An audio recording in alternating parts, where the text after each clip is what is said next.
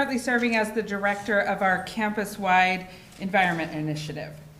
This initiative, along with the School of Law and its nationally recognized Environmental and Natural Resources Law Center, is sponsoring this conversation today about climate change and Congress in 2022. I want to welcome all of you that are gathered in the room today, and the significant number of you who are joining us via live stream. It's really wonderful to be able to gather in person. I know I've been hungry for that, and it's also really exciting to be able to extend the reach of this conversation via live stream.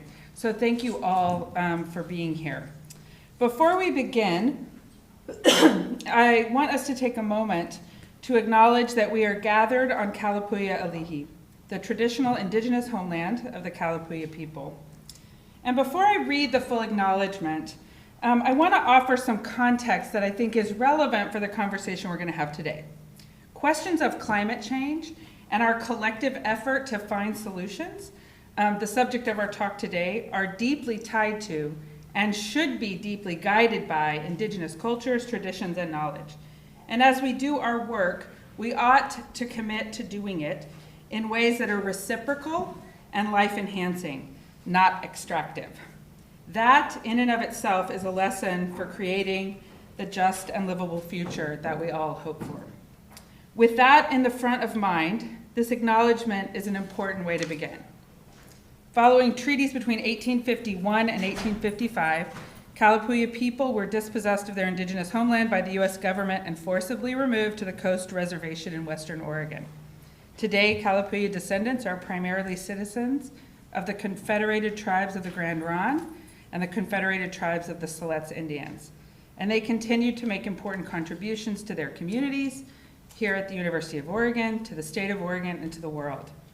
In making this acknowledgement, we also extend our respect to the 9 federally recognized indigenous nations in Oregon: the Burns Paiute Tribe, the Confederated Tribes of the Coos, Lower Umpqua, and Siuslaw Indians, the Confederated Tribes of the Grand Ronde, the Confederated Tribes of the Siletz Indians, the Confederated Tribes of the Umatilla Indian Reservation, the Confederated Tribes of the Warm Springs, the Coquille Indian Tribe, the Cow Creek Band of Umpqua Tribe of Indians, and the Klamath Tribes.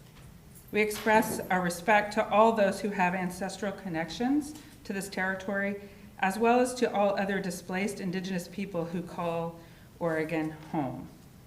And I believe we are welcoming several of our tribal leaders and members here today via live stream, along with dignitaries and special guests from the federal government, the state of Oregon, Oregon state government, the executive branch and the legislature, also folks representative of the state of Washington and California, the city of Eugene, and Lane County, among others.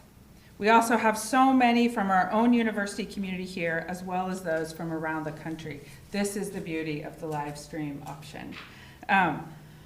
Excuse me, just a few additional details, and then I'll introduce our Provost, Patrick Phillips, to the podium. We will be taking questions via note cards. I think they're going to be distributed in the room at some point. And while Greg is talking, as you have questions, we're going to be gathered and we'll work through those, and I'll moderate those at the end. And we'll work to coordinate those questions together. There's also a reception following our event, so you can have a chance to visit and mingle with the speakers and ask questions that I'm guessing we're not going to have time to get to today. So there'll be an opportunity after. With that, I am thrilled that we are joined today by Patrick Phillips. He serves as the Provost and Senior Vice President of the University of Oregon. As Chief Academic Officer, Phillips stewards the university's academic mission, working with faculty and staff members, students, and other stakeholders to ensure the university maintains the highest possible quality of scholarly activity and educational programs. A noted biologist, Phillips has a long history at the U of O, beginning in 2000 when he became a faculty member in the Department of Biology. At UO, he was the inaugural executive director of the Phil and Penny Knight campus for accelerating scientific impact, establishing governance and educational policies for the new campus, initiating and supporting new graduate internships and entrepreneurship programs, and he also led the design and construction process for several new scientific research buildings. for which he won U of O's Sustainability Award.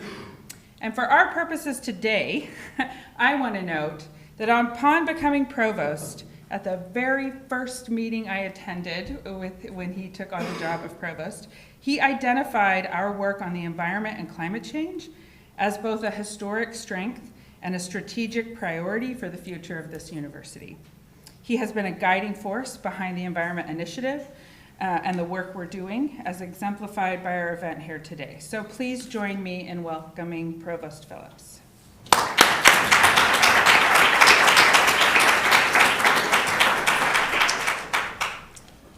Thanks so much, Adele. Thanks for everyone who are here today. I really appreciate your attendance, and for everyone online, we are very happy that we can take advantage of this moment in the world's history to really open up the university to the entire world.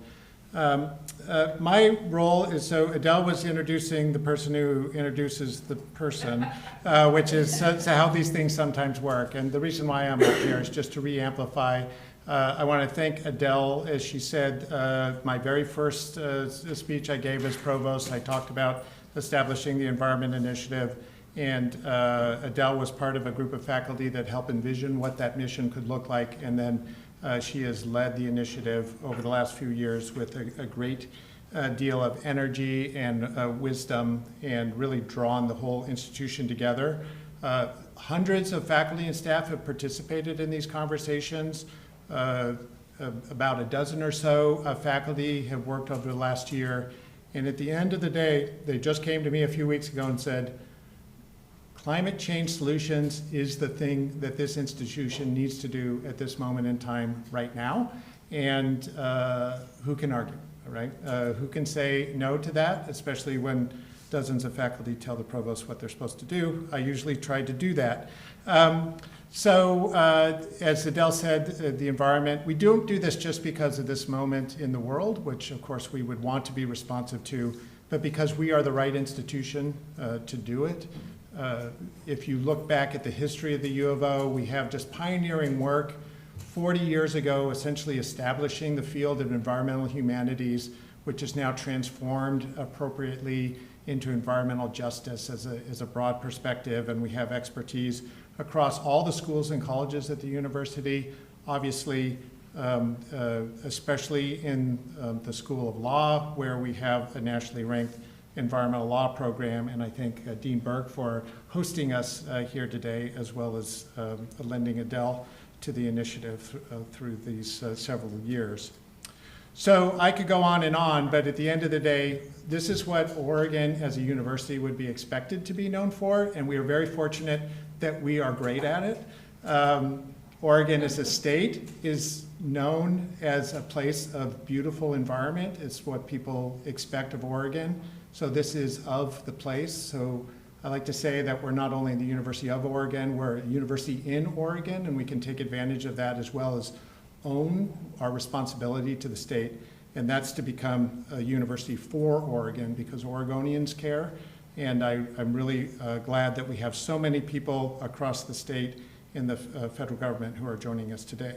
Which then turns to perhaps the greatest exemplar that the university has of this right now is Professor Greg Dotson, who is going to be our speaker today, and I would like to introduce him to you.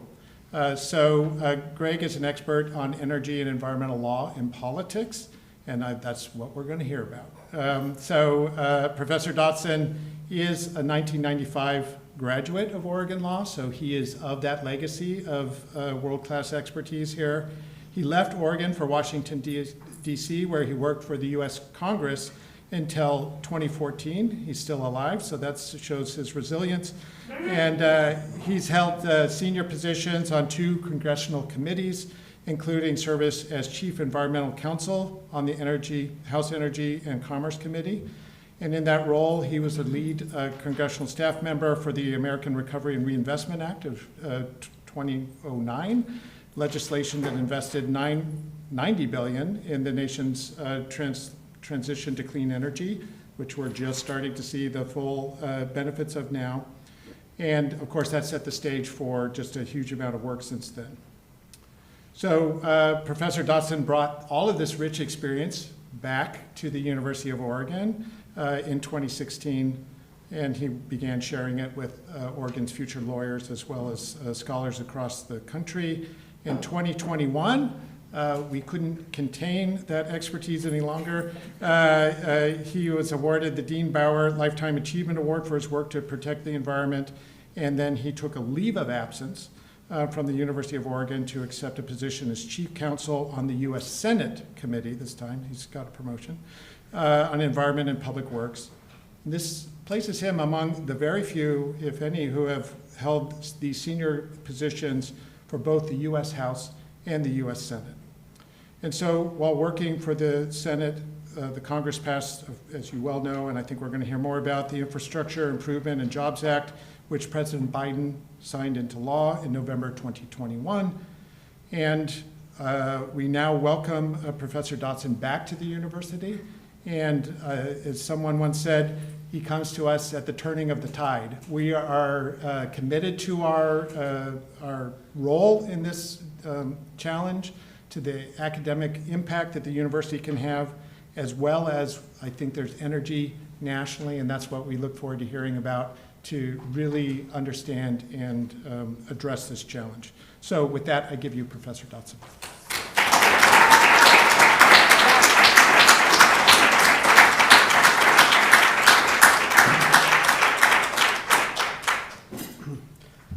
Thank you so much, Provost Phillips. And now I'm going to introduce, I very much appreciate the opportunity to talk with you today about Congress and the status of our efforts to meaningfully address climate change. I plan to talk about my own journey as a legislative lawyer, the U.S. Senate, the infrastructure legislation that the Provost mentioned that was enacted in November, legislation that's still pending, how Oregon is positioned in all of this, and the role of academia, which is a tall order for the next about 30 minutes.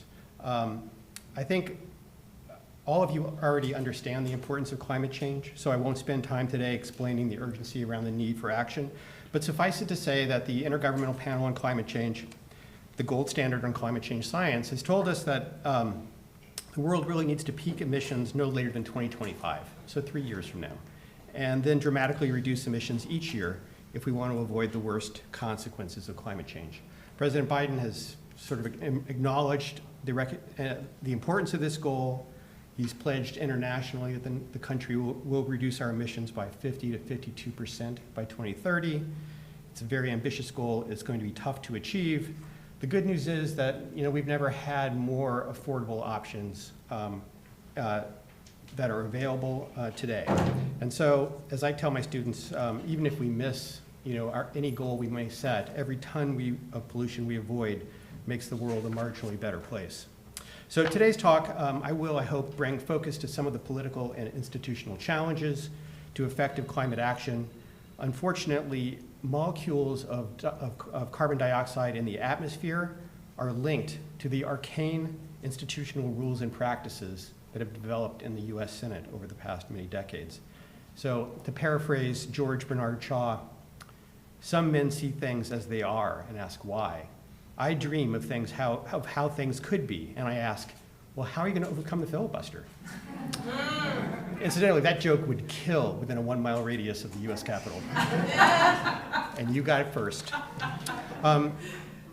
So I'll discuss how these institutional challenges have limited the success of efforts to address climate change so far.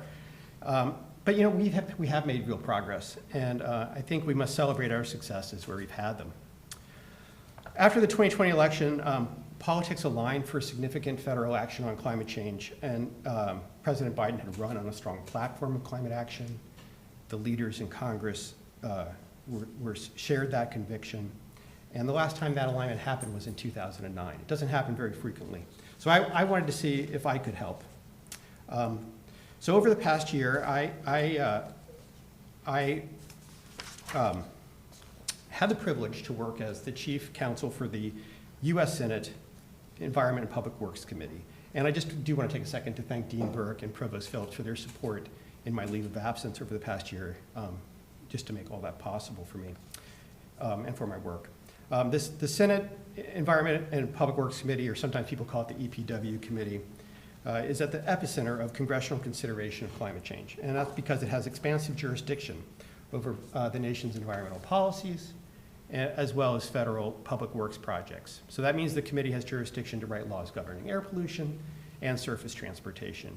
And of course, the committee has done just that over the years, strengthening the Clean Air Act, setting requirements to reduce climate-forcing refrigerants, improving the nation's transportation systems.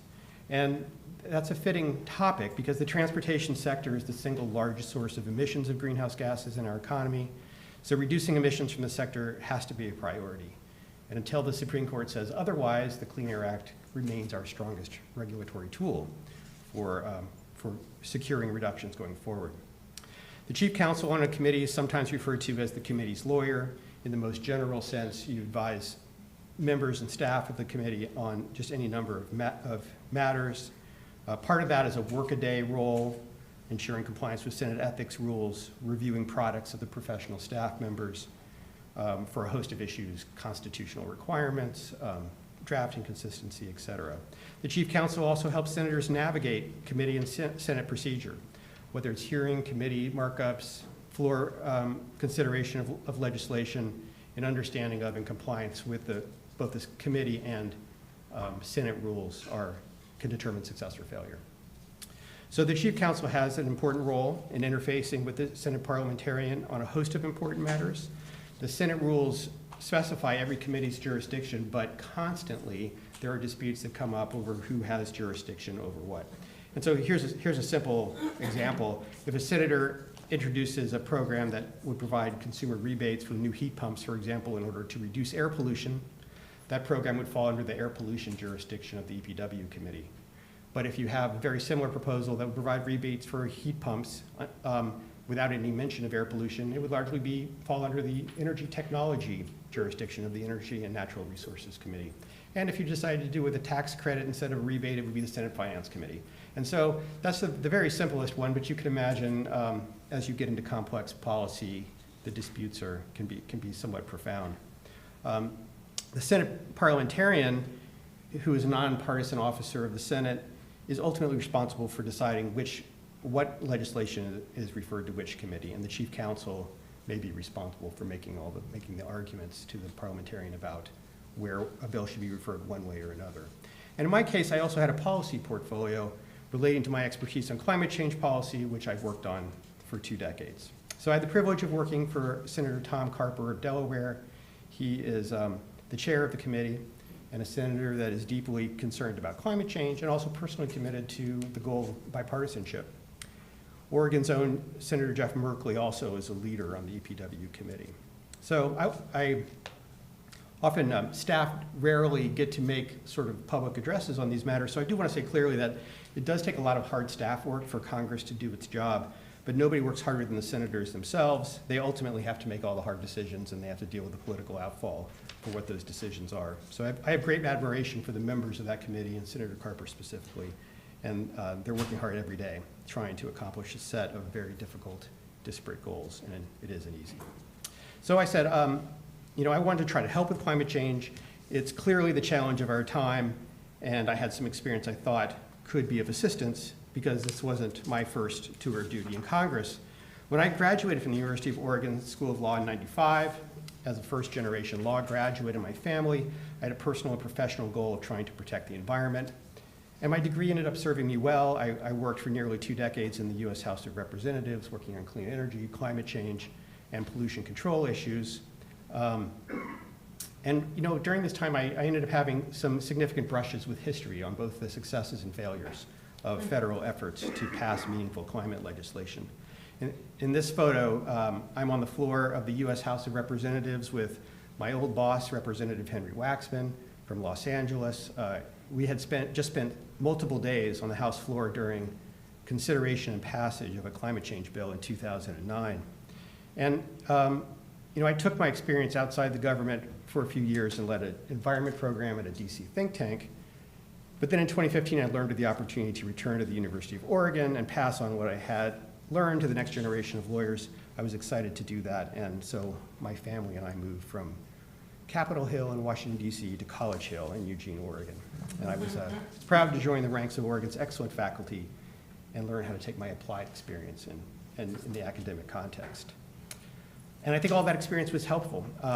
Work in the U.S. House, experience in the world non-governmental organizations, focused research of academia, and I'm proud to have worked with members and staff of the EPW committee in passing the Infrastructure Investment and Jobs Act. But this isn't just the story of how a bill becomes a law on Capitol Hill. It's the story of our country passing bipartisan legislation in the aftermath of a serious insurrection. And it's the story of a Congress taking important, but to be clear, insufficient steps to address the threat of global climate change. You see this room that you see the picture of is the same room that you see here.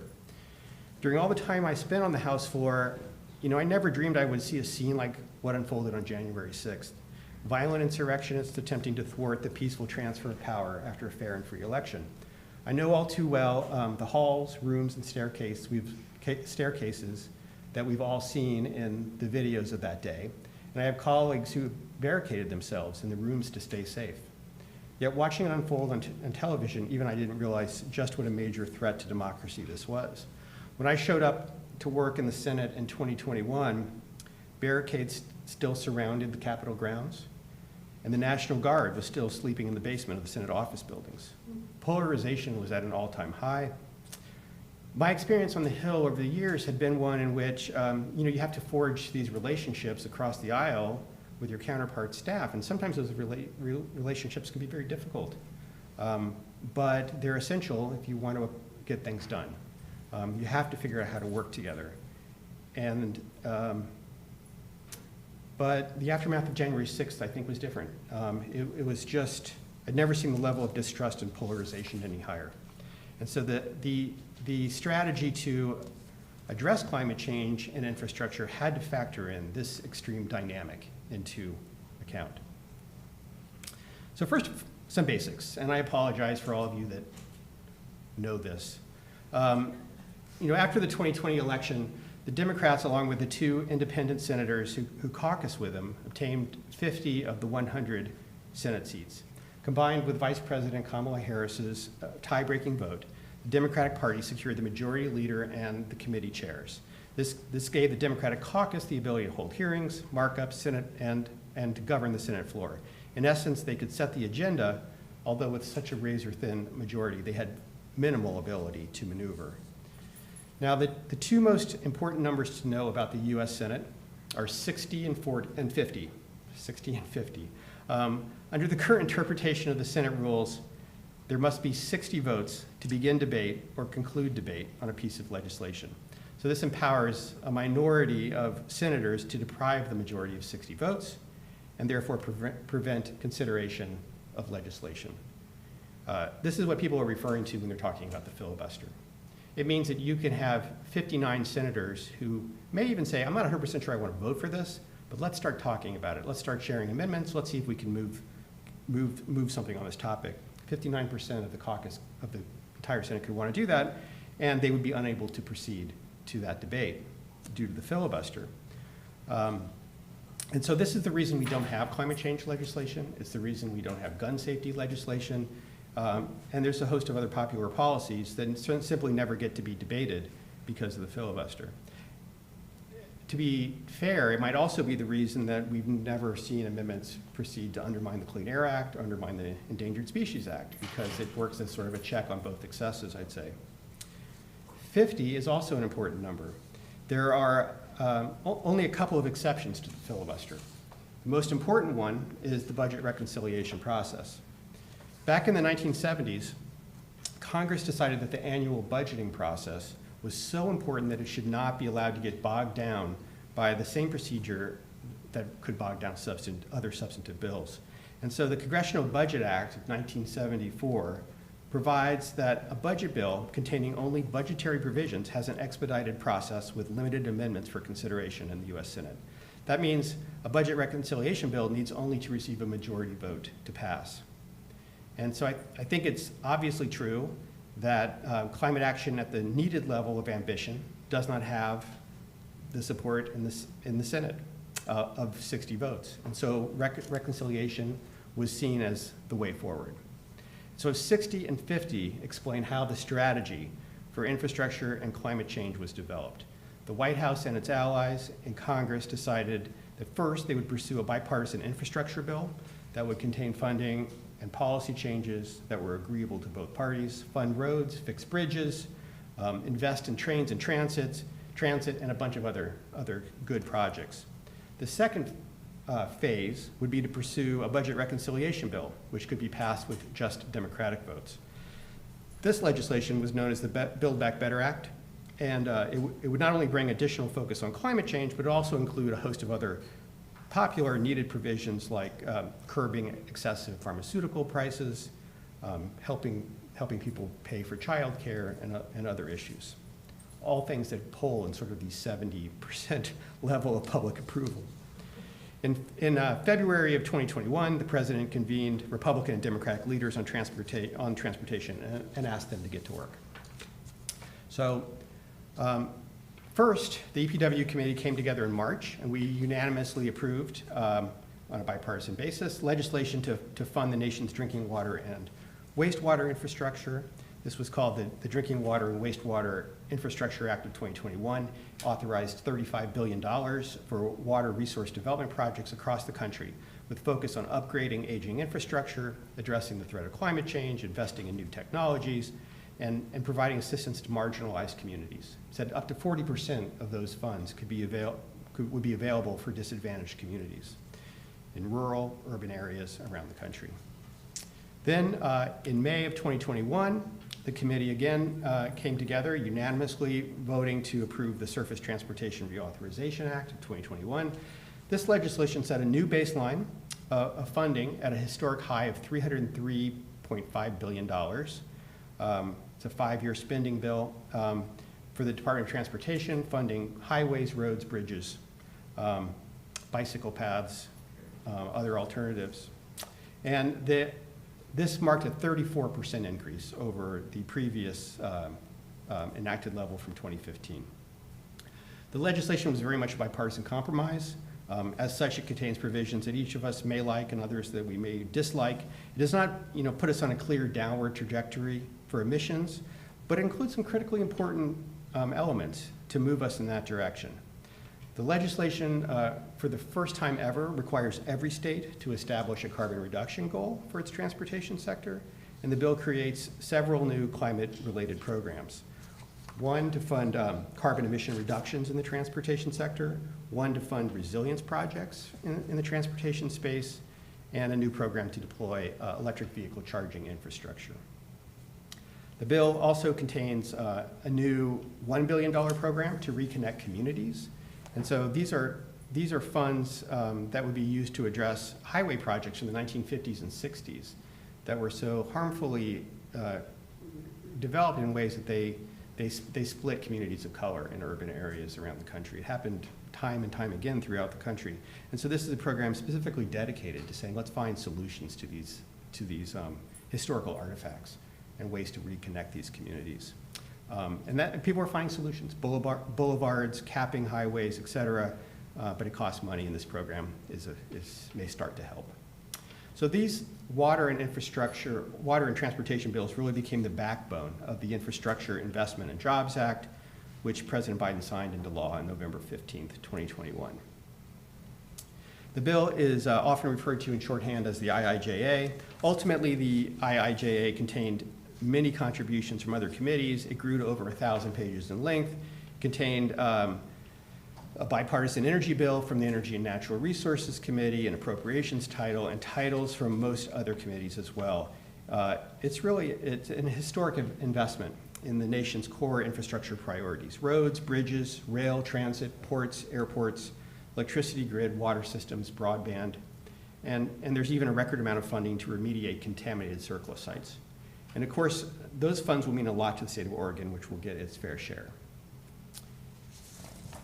This slide highlights some of the new federal resources provided by the legislation. I won't attempt to talk about each of these in detail, but the point is that a lot of national priorities are addressed by the bill, and these funds can significantly move the nation forward. The January 6th insurrection was damaging to Congress as an institution and divisive to the nation as a whole. Still, this bill passed with a bipartisan vote of 69 to 30, in the U.S. Senate. I think it shows that even in the worst of times, bipartisanship remains possible. And although the bipartisan elements of this didn't allow for a comprehensive climate change bill to be established, it does important foundational things for our transition to a clean energy economy.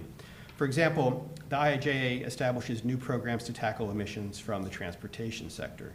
So for EV charging, at the end of the day, the bill included a new formula program to guarantee that every single state is going to have resources every year for the next 5 years to deploy EV charging infrastructure. It puts money into domestic critical minerals production, which is important for the technologies that will be deployed in the years to come. It provides funds to help kickstart battery recycling industry domestically, which is something that we will be needing. And it invests $8 billion to try to establish a hydrogen, sort of a sustainable hydrogen network for the country. So these kinds of investments are critical, but we also need an extended, and strengthened consumer tax credit for purchasing EVs or fuel cell vehicles so that we can make the transition as fast as possible. And here's another example. The IIJA provides billions for grid resilience and grid improvements. It's clear that the electrical grid is only going to become more important as we get serious about climate change. But we also need the tax credits to accelerate the deployment of offshore wind energy facilities and utility-scale solar. And so the second phase of this climate strategy, the Build Back Better Act, was intended to meet these needs and essentially be the second part of the shears for addressing climate change.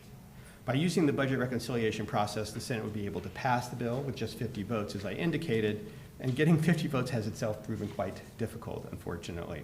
But there's another underappreciated difficulty as well.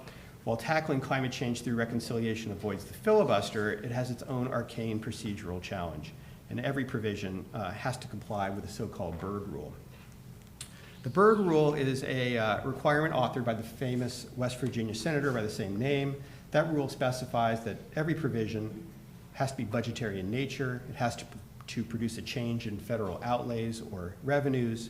And moreover, the budgetary effect cannot be merely incidental to the non-budgetary components of the provision. The rule, seems straightforward, but in not all cases is it. You may recall in 2017, Congress opened the Arctic National Wildlife Refuge to oil drilling on a reconciliation bill, and it was able to do this with the prevailing argument that the provision was budgetary because it would increase federal revenues from oil royalties. And the arguments can get much more complicated than that.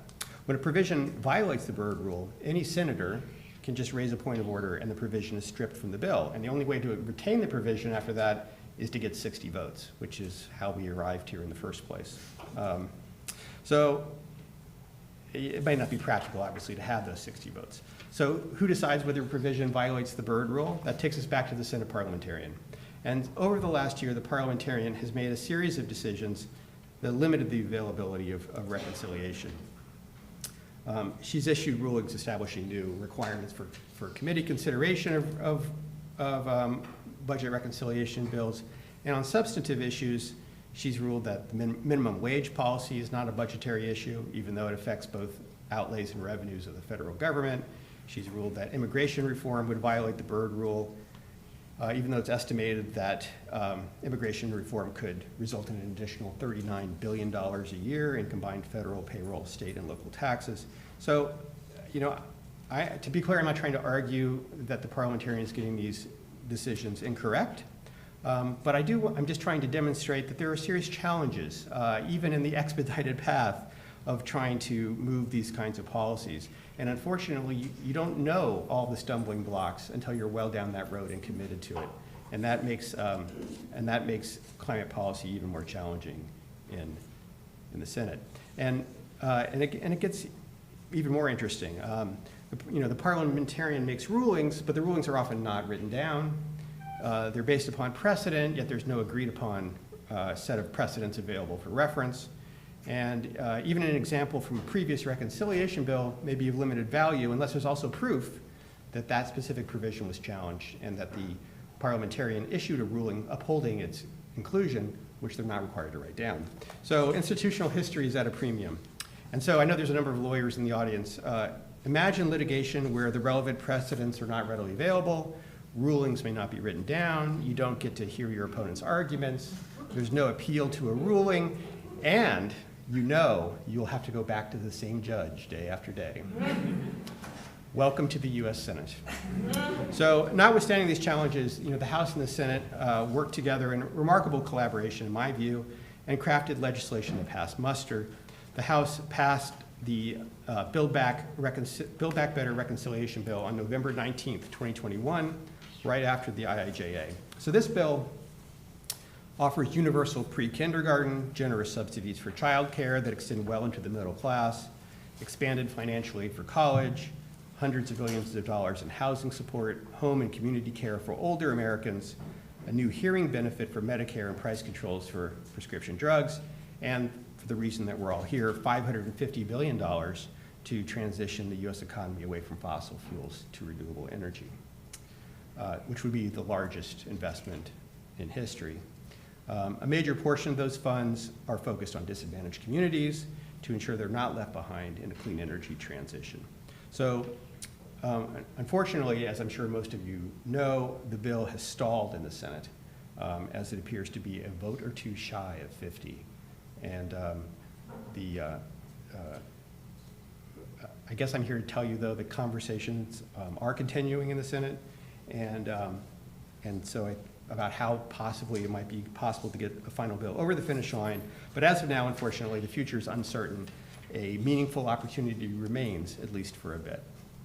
So at the current moment, it appears that the easiest thing for the federal government to do, and it isn't easy, is to provide resources for states and private actors to take steps on climate change. That could change over time, but right now, the funding from the IIJA should be celebrated, and we can all hope for further action through the reconciliation process to provide additional resources. But the importance of what's already been done should not be downplayed in a state like Oregon. In 2021, Oregon really stepped up to ensure that Oregon does its part to address climate change. The Oregon legislature enacted one of the most ambitious clean energy laws in the country. Oregon's new law requires electricity suppliers to reduce greenhouse gas emissions associated with electricity by 80% by 2030, 90% by 2035, 100% by 2040, all compared to a 2010 baseline. So Oregon has put in place requirements, legally binding requirements for emission-free electricity in the state by 2040. And additionally, the Oregon Department of Environmental Quality has established a legally binding declining limit on emissions from fossil fuels throughout the state.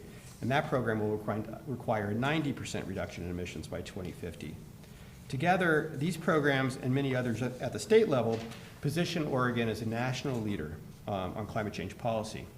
And with California and Washington adopting strong climate change policies, Oregon now has some important strategic decisions about achieving these goals and also the role the state hopes to play in the years to come.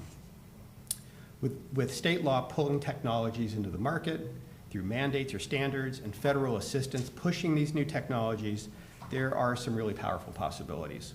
So let me give you a concrete example.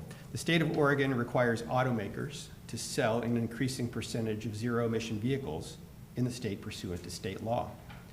The IIJA is providing resources to help deploy charging infrastructure.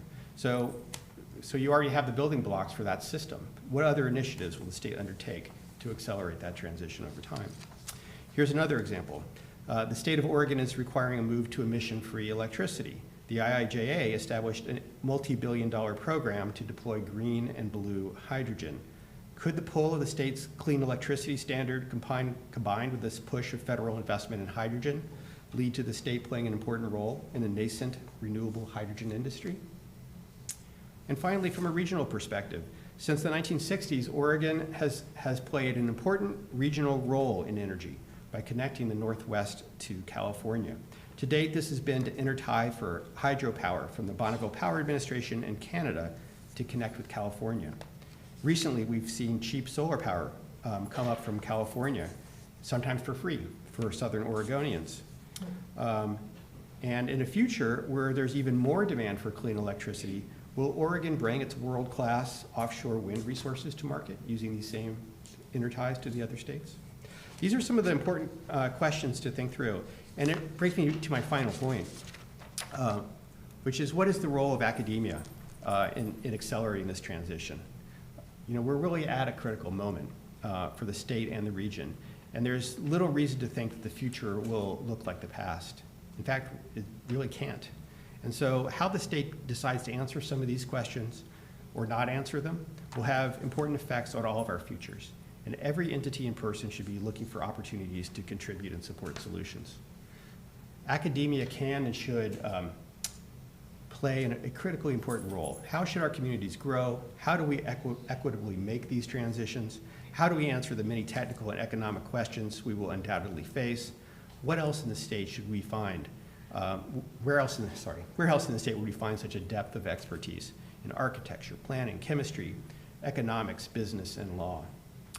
A flagship research institution like the University of Oregon has the opportunity and responsibility to inform state law policymakers on these issues and more.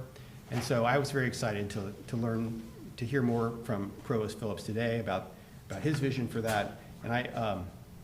And I hope that we were able as a community to embrace the challenges and try to work to solve them.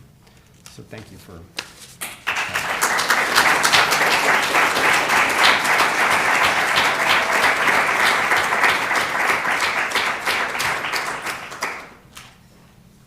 That was great.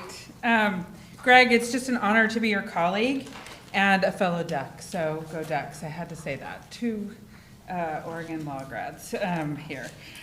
So thank you. We're now going to transition to the conversation portion of our event. So I'd like to invite Professor Dotson, Dean Marcelin Burke, and Provost Phillips back to the front. And as they're joining, I would like to introduce you to Dean and Dave Frommeyer Chair in Leadership and Law, Marcelin Burke. I have something written, but I want to say something that's not written. As dean, observing several deans now, deans have a lot of speaking engagements where they have to do a lot of what I'm doing. MC, introduce, welcome, transition. I'm just excited for you today, Dean Burke, because you're here to talk about your substantive expertise. And so I hope that that's a welcome change up to your usual speaking gigs as Dean. So Dean Marcelin Burke studies and writes about leadership, property, and environmental and natural resources law. Last year, she was nominated to the 5-member Oregon Transportation Commission by Governor Kate Brown, and later confirmed by the Oregon State Senate. And the work of this commission, as you can see from the remarks so far today, is critical to the state of Oregon as we address climate change. The Oregon Transportation Commission establishes state transportation policy. The commission guides planning, development, and management of statewide integrated transportation networks. And one of the first major responsibilities she had was to decide how ODOT, Oregon Department of Transportation, would allocate the funding from the federal infrastructure law that Professor Dotson helped to get over the line. This is why I love working at Oregon law, just to be clear. From 2018 to January 2022, Dean Burke served on the Board of Trustees and Government Relations and the Government Relations Committee for the Nature Conservancy here in Oregon, where tackling climate change was and remains a top priority for that organization. Her scholarly works have included features in Rocky Mountain Mineral Law Institute, proceedings, the Notre Dame Law Review, the Land Use and Environmental Law Review, the University of Cincinnati Law Review, and the Duke Environmental Law and Policy Forum. From 2009 to 2013, where Dean Burke and I's paths crossed previously, she served in the U.S. Department of the Interior's Bureau of Land Management. Initially, she worked as the Deputy Director for Programs and Policy in the Bureau of Land Management, and then as the Acting Assistant Secretary for the U.S. Department of Interior, following a 2011 appointment by President Barack Obama. In that role, she helped develop land use, resource management, and regulatory oversight policies that are administered by the BLM, the Bureau of Ocean Energy Management, the Bureau of Safety and Environmental Enforcement, the Office of Surface Mining, with a geographic scope to her work that encompassed the entire continental United States and Alaska. Following her term as the Acting Assistant Secretary, she resumed her role as Associate Professor of Law, and then later became the Associate Dean at the University of Houston, where she had served as a faculty member since 2002. And then we had the good fortune of attracting her to the U of O to serve as our dean. Dean Burke earned her bachelor's degree from the University of North Carolina at Chapel Hill and her law degree from Yale Law School. Dean Burke, to get us started, I'd love for you to share a little bit about your experience with federal service and with the Oregon Transportation Commission. And then you're invited to ask the next question. I'm going to step aside and let you all talk for a bit. Okay. Thank you, Dean Burke. Thank you so much, Professor Amos, and thank you to all of you for being here in the room and online. And Professor Amos is correct that one of my first roles or assignments on the Oregon Transportation Commission was to make a decision about allocating this federal funding. And no small task indeed. And there were many who had many thoughts about how we should allocate that money, as you might imagine. And so to where my prior experience is probably most relevant, when I think about the Bureau of Land Management, and we should talk about the Bureau of Land Management has what's called a multiple use mission. So it is set up for conflict in that you're really trying to figure out how do we allocate resources, and knowing that you can't do everything all of the time everywhere. So this was good training for the role that I serve now at as part of the Oregon Transportation Commission. And we have moved really quickly, I think, astonishingly quickly, to be government.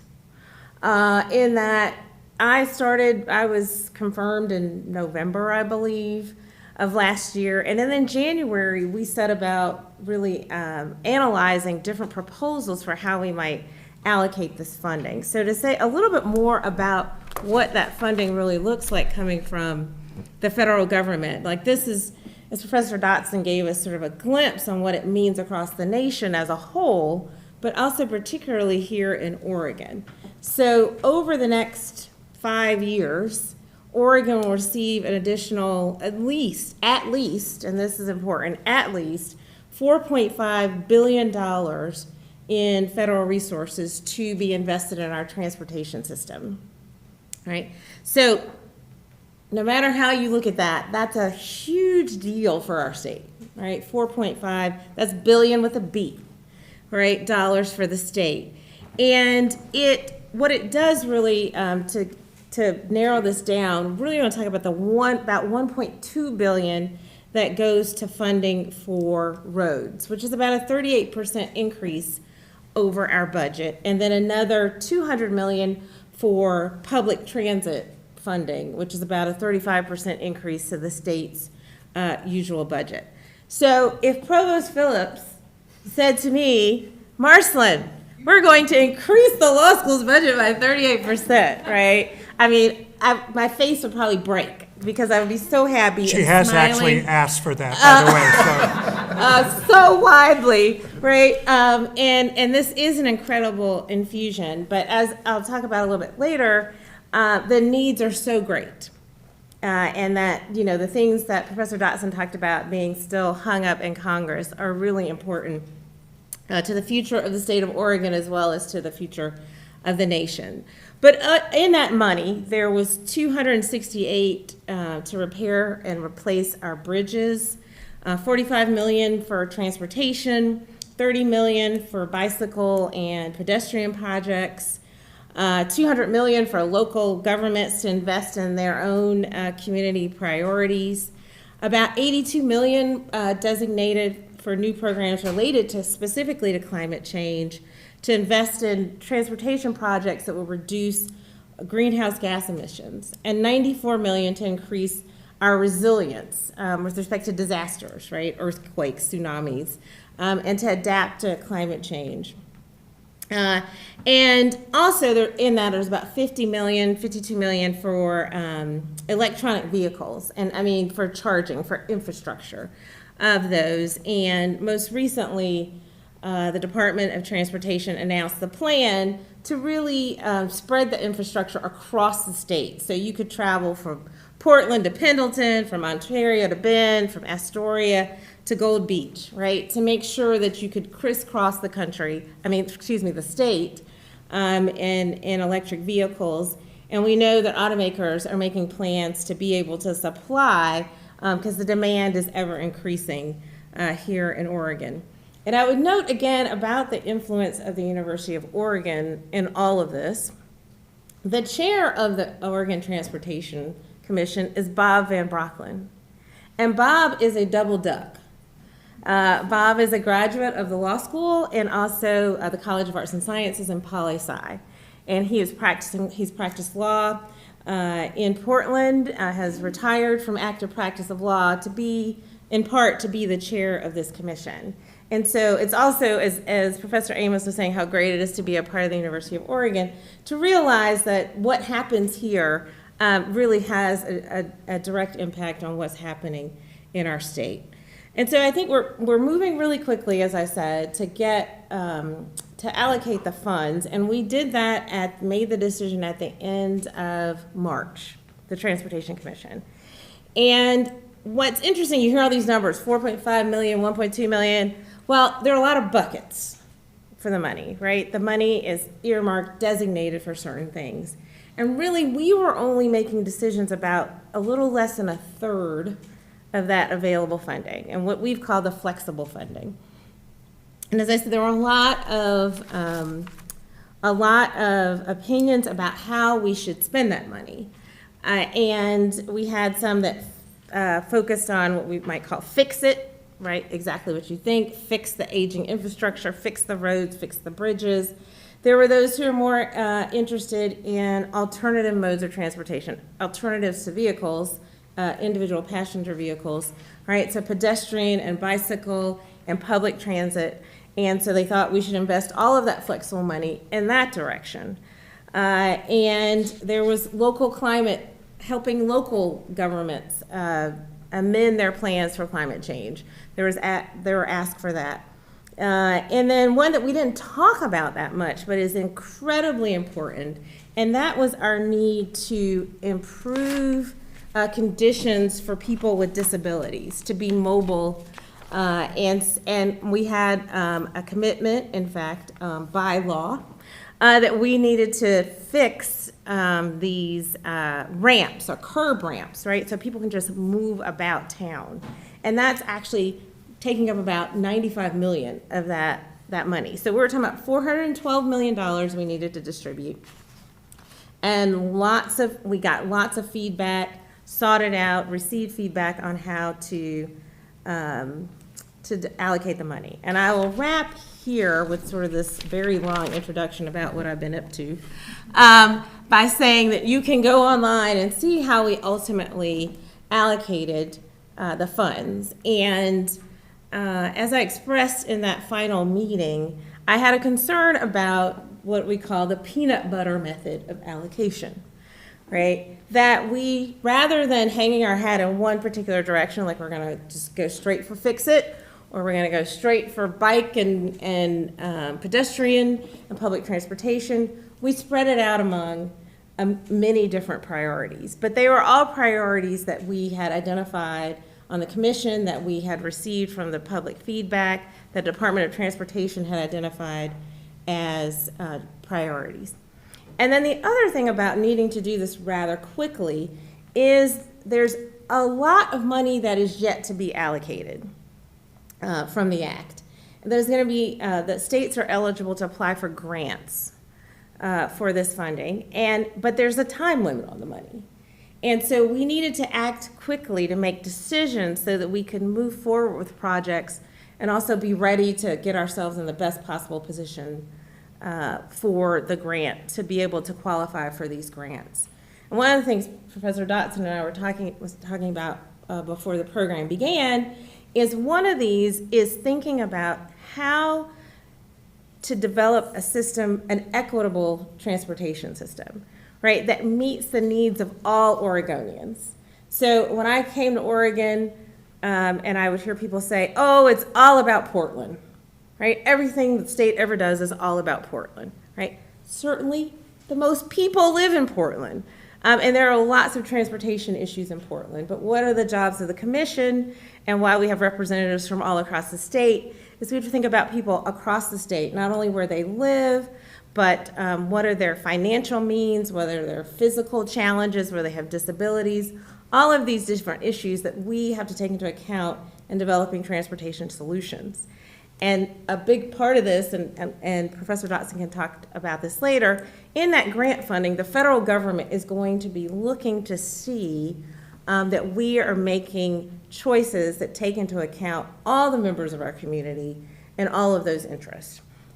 So with that rather long summary, I want to say to Provost Phillips and Professor Dotson, again, thinking about the role of the university and what this all means, all the money means in the state from your perspective. And I do think I want to underscore what Professor Amos said about the role that the university can play and does play.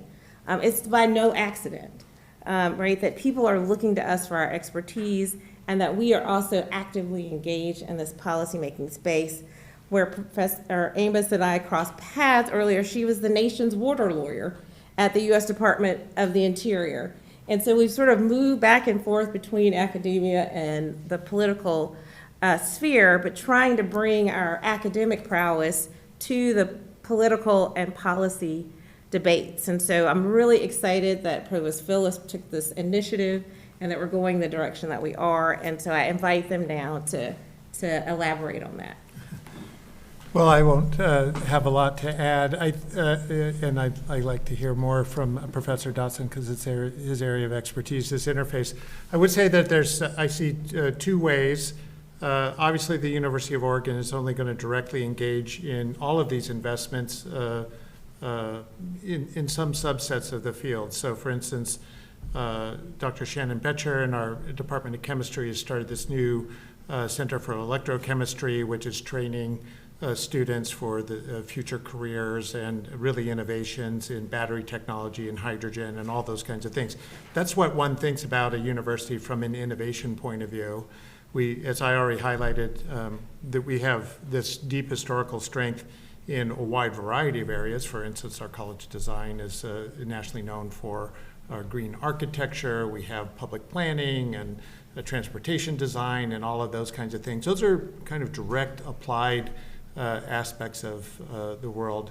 The other thing that I've really come to appreciate in my 3 years as provost is the role that universities can have as conveners as well, and this is a great example of that. And we've had several other of these events through the Environment Initiative. I think we have to be very humble to the task that this is an all-hands moment. We have the roles that we can play, but one of the roles we can play is to invite the conversation, and then, of course, to reflect back on that conversation potentially through policy, and that comes through all of these more applied areas as well as is exemplified, especially by these three people right here in terms of how we can engage governmental agencies and thinking about how to structure the work that they do as well. So, Professor Dotson, I wonder what you think about that.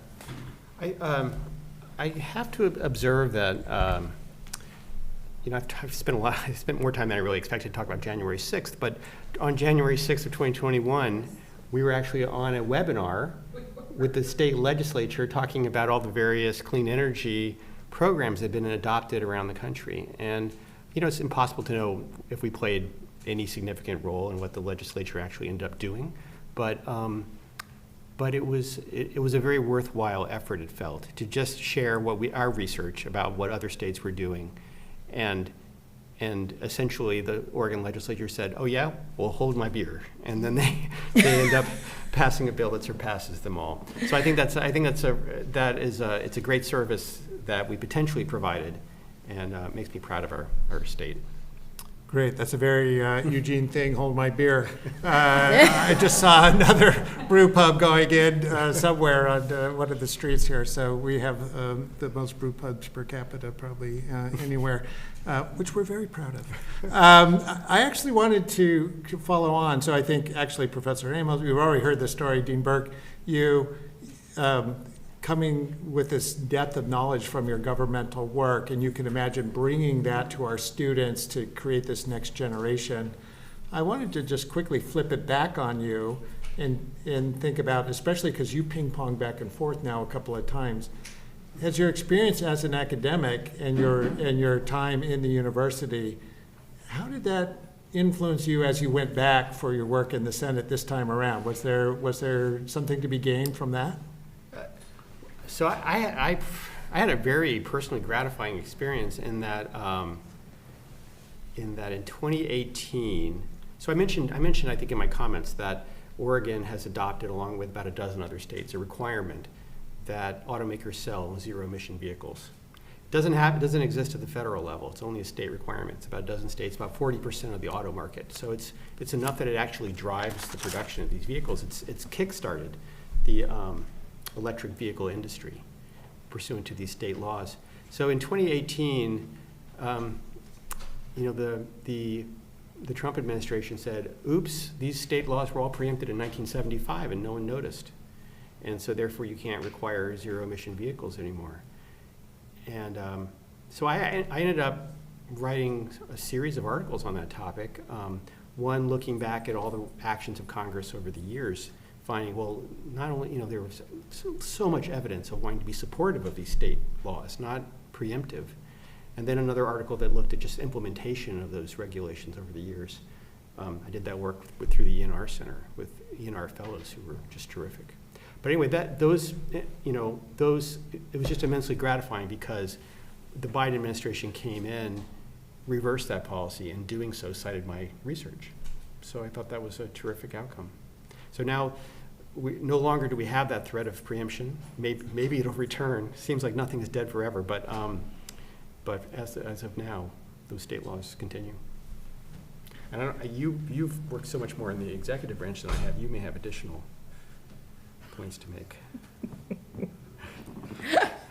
I'm laughing because I think about before I was in the executive branch as a professor, I often thought to myself, if I was in charge, this would be a lot different. And then I was like, oh my, I'm in charge. Right, and so it really is something that we do have in our system of government that is quite porous in this regard, that many academics do have the opportunity to apply their research and conversely to apply that practical experience to their research. And so I found that it was very helpful that I had been out from the outside looking in and making my observations, and then to have an opportunity to be on the inside and to actually influence what happened with policy thereafter. And it is, as Provost Phillips said, this is a huge, huge task, right? And to have the opportunity to have some influence in these realms is really exciting and important. And we take this work really seriously. And so I was delighted when Professor Dotson had an opportunity to go back to Congress to lend his expertise there. And I think that it's important that we value that. Sometimes people like to say that we're in an ivory tower and we don't understand what's happening in the real world. And so I think it's really valuable that we not only have an opportunity to show it through our writing and our research, but then we actually go in the real world. We actually leave and have this opportunity. And even if we don't leave, we have an opportunity, as Provost Phillips said, to bring all of the relevant stakeholders to the table, right? And to be a part of that conversation and not just off in a corner talking to ourselves. So I really was grateful for that opportunity, and I'm glad that Greg Dotson has had a similar opportunity. If I could just to close the loop on that, literally, it occurred to me as I was listening to you, one of the themes that's emerged from all of our initiatives is kind of this cyclical thing. It actually started with some of the conversations in the night campus of this in and out, where you have internal to the university, you do research, transformational, train students, that comes out in the world in terms of impact. But to really accelerate that cycle, to create a flywheel, you need to bring that outside perspective back in. You literally exemplify that, both of you, all three of you, in a physical way that most professors never do. And that's a great testament, of course, to who you are, but also to where this law school sits in the national conversation around environmental issues. I think there's no greater exemplar of that. So I'm very proud of all the work that you've done and really appreciated this conversation. Okay, so I'm going to take a couple questions for the audience, and then we're going to have food. We're going to be quick in these answers. I can't resist this one, Professor Dotson, and if you can't speak to it, just say, no comment. What are the chances of breaking BBB up and just passing the $550 billion for the climate provision and the climate provisions? Can that one make it through the reconciliation process? And if you can't answer, that's fine. Well, I mean, I can just observe that you have one chance to move one more reconciliation bill this year, and that could be comprised of anything amounting up to $2.2 trillion. It will not be $2.2 trillion. There's not political support for $2.2 trillion, but you could do any kind of combination underneath that. And in fact, I mean, the main sort of public negotiating, the locus of public attention is Senator Joe Manchin from West Virginia, and he said, why don't we just move the $550 billion? It's very hard. I think it's been very hard to say yes to him. I mean, not because people aren't trying to, it's just doesn't seem to happen. So I think there's conversations about about that, but it's all possible. Great. It's all possible. Thank you for that answer. I'm going to close this out with this last question and tie this back to the work that we do as a university. So maybe we can start with you, Provost Phillips, and then Dean Burke or Professor Dotson, if you have thoughts to add, and then I'll wrap us up. But how do you see the work that we do and that lies ahead for the future that our students are facing, for their professional lives and their career pathways, and how we train them for the future that is in front of them in this area?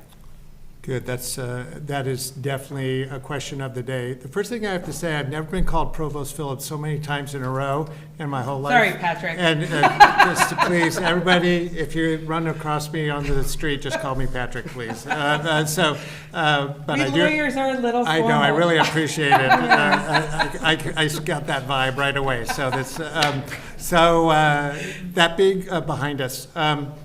I think the whole institution, we're thinking about this next generation of what student success looks like, looking at the entire lifespan arc of a student, how they come from us, and then not just kind of like, good luck, when they launch, but really thinking about how we're setting them up. And I think that's one of the challenges, and this is something that Adele and I talk about frequently, and that we look for the external world to tell us, in this rapidly changing environmental landscape that we look, what are those new careers? We know there are going to be new careers that we can't even envision yet, because who knew that battery technology was going to be so cool again, or whatever. And so I think that's the conversation we're having. We're looking at convening a conversation specifically oriented around the Environment Initiative about kind of what are the emerging frontiers for student careers. And then I think finally this gets back to the core value of the University of Oregon, is to recognize that we're never going to train students for something they're going to do 20 years from now, right? So what we do is train students the capacity to continue to envision, evolve to this rapidly changing landscape, and to be creative in that work. And when we do our work the best, that's what we achieve. And sometimes that's not tangible to the external world. So we have to keep figuring out how to do that. I think in this environment space, we can be very concrete about what that means. Any closing thoughts from either of you? I'll jump in, and I think that as we talk about how our environment is evolving and the jobs and the roles are evolving, that we have a really important role to fill in making sure that we are recruiting diverse students who can bring different talent and perspective to the table, that we are thinking about equity and inclusion. And this is something I was saying that, ODOT, certainly throughout all of its operations, is looking from head to toe to make these kind of, to look at what they're doing with that lens. And for example, in thinking about what is the workforce, so part of that money is for workforce development, to think about how do we include more women and people of color as contractors with all these billions of dollars that we're about to spend.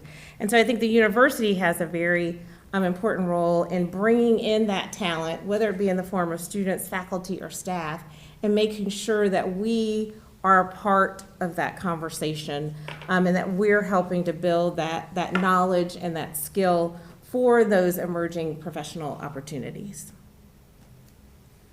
Yep. Professor Dotson? Well, I mean, this is not exactly a response to that question, but it really flows from Dean Yeah. Burke's Okay. comments, which is to say, I think that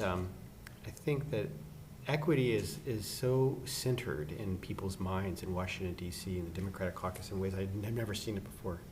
And so much of these programs are saying, well, what about the disadvantaged communities? Let's not leave them out consistently. And so I think it's a really exciting development. And I know that they're attaching conditions to state grants, saying, well, we want to make sure you're thinking about these things as well. So it's a trend that's really, I mean, it's not a trend, but it's a source of, it's a very important ethical quality, but I mean, it has gathered traction in a way that it has not, I think, previously. So as I expected, given the significance of this topic, we have more questions than time. But I invite those of you who are gathered here to our reception right outside the doors to continue the conversation. Thank you all again for coming, and please join me in a final round of thanks for our speakers.